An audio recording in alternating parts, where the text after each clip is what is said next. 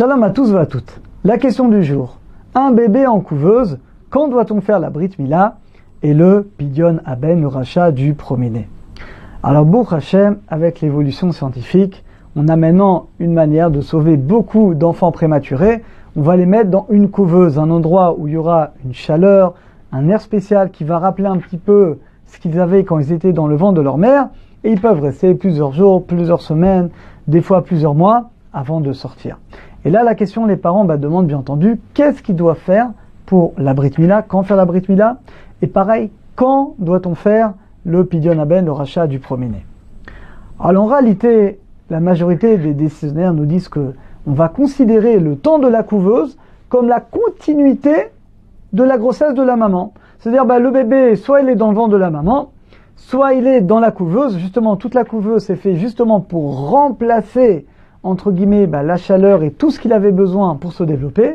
Et donc, finalement, le temps que le bébé soit dans la couveuse, on va considérer que c'est la continuité de la grossesse. Ce qui veut dire concrètement que tant qu'il est dans la couveuse, bien entendu, même si son état le permet, on ne fera pas la Brit Mila, on ne commencera pas à compter de temps pour faire Pidyon Aben, parce que c'est comme si on considère qu'il est encore dans le ventre de sa mère.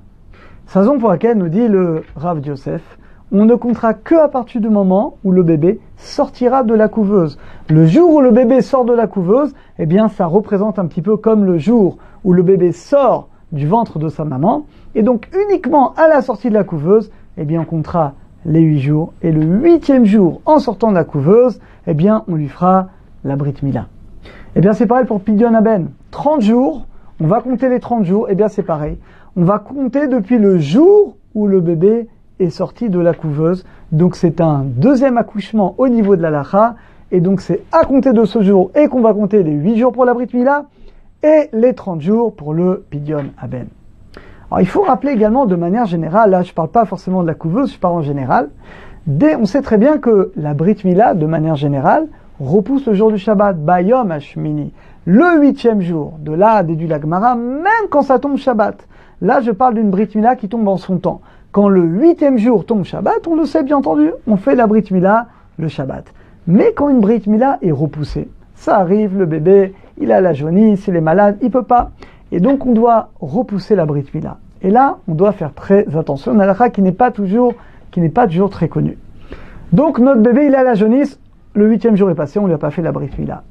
Et la semaine d'après, ou quelques semaines après, un jeudi, le médecin dit, ça y est, le jeudi matin, il dit, ça y est, c'est bon, votre fils, il sort de l'hôpital, ou il est guéri de sa jaunisse, ça y est, vous pouvez lui faire la Brit Mila. Et là, qu'est-ce qu'on voudrait? Alors, on devrait faire le jour même. Est-ce qu'on peut faire une Brit Mila décalée, un jeudi ou un vendredi?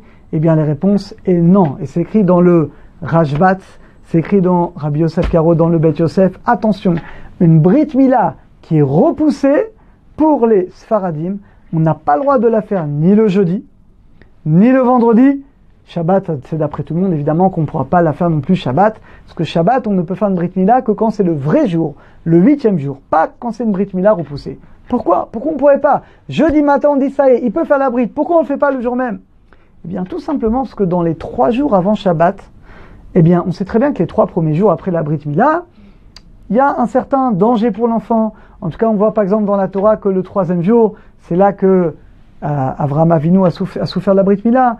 On voit également que quand Shimon et Lévi ont détruit la ville de Shechem, le 3e jour de la Brit Mila, ils sont venus parce qu'on souffre beaucoup. C'est un jour, on va dire, où l'enfant souffre plus. En tout cas, les 3 premiers jours sont, on va dire, un petit peu dangereux. Nous dit le Rashbat, si on fait la Brit Mila jeudi ou vendredi, on a peur que Shabbat, on va devoir se retrouver à transgresser Shabbat. Il va falloir mettre du produit, changer le bandage, etc.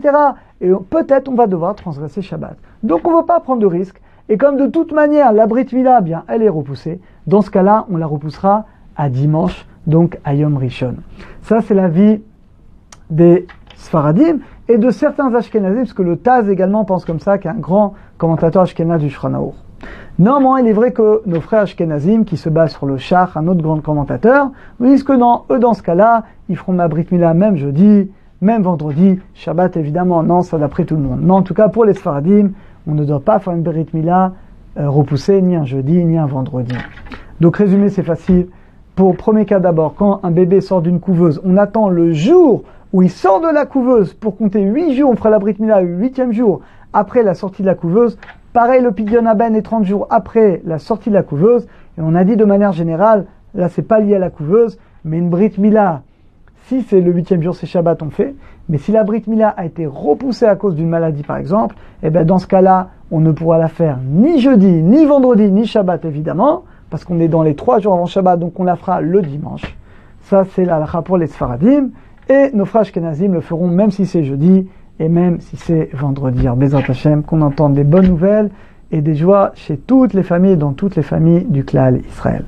Une question de halakha, besoin d'un conseil personnel? Avec le service Question au Rav, les rabbinim de Torah Box sont à votre disposition 24 heures sur 24, 6 jours sur 7, pour vous répondre et vous aider sur tous les sujets. Shabbat, couple, cacheroute, conversion, loi de deuil. Question au Rav, c'est 13 000 questions reçues chaque année et répondues par écrit sur le site Torah Box et par téléphone, un appel reçu toutes les 4 minutes. Question au Rav, un service exceptionnel, gratuit, pour vous.